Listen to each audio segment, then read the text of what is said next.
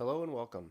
Today we're going to talk about CWMS's scripted events, an automation engine where you can attach automations through PowerShell and command line directly to actions taken by CWMS admins inside the portal.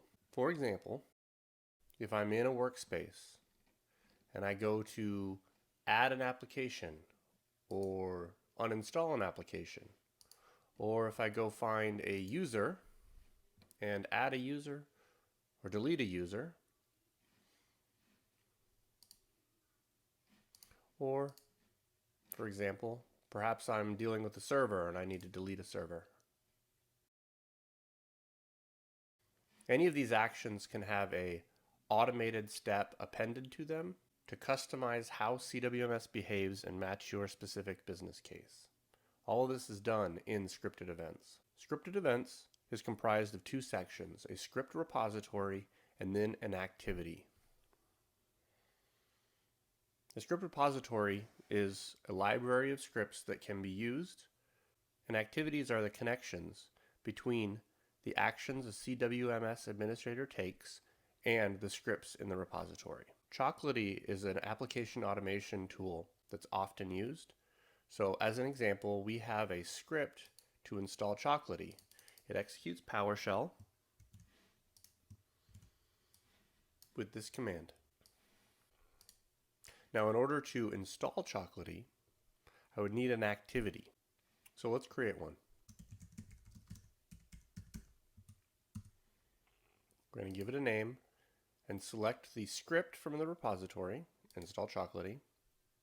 We're going to add any optional arguments. In this case, I don't need to. And then choose which deployment we're working on. In this case, the Train 3 deployment.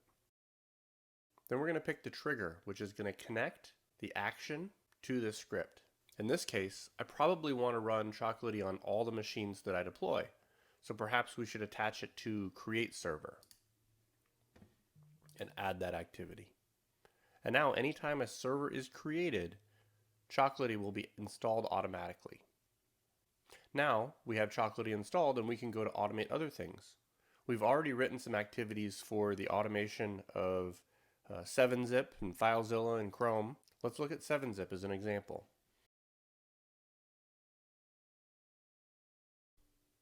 The trigger we've selected is application install. So whenever 7-Zip is installed, again that happens on the workspaces page where you have the list of applications, then the script run Chocolatey is going to execute with the commands install space 7-zip-y-f.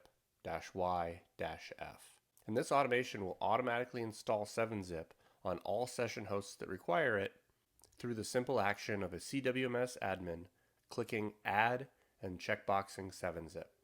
There are a significant number of other triggers: installing applications, uninstalling applications, cloning and creating servers, deleting users, deleting servers. There's also a manual and scheduled process, so you can manually apply automation across a group of machines, as well as have something reoccurring like a application update check. Another really good example is the delete user trigger. One of the things you can do is create a PowerShell script to zip up a user's profile and store it somewhere, so that when you delete a user, you don't actually lose all of their data. That action can be appended to the Disable Cloud Workspace User button, so that your business workflow of saving that data happens automatically without the CWMS admin having to do anything different. And so, once you've built a library of scripts and connected them with activities, as your CWMS admins navigate through the product and take actions, your specific business processes will be automatically implemented.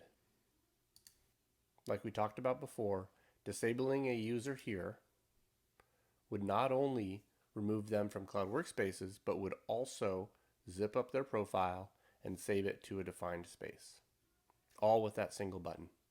That covers the scripted events automation engine. For more information, check us out, cloudjumper.com.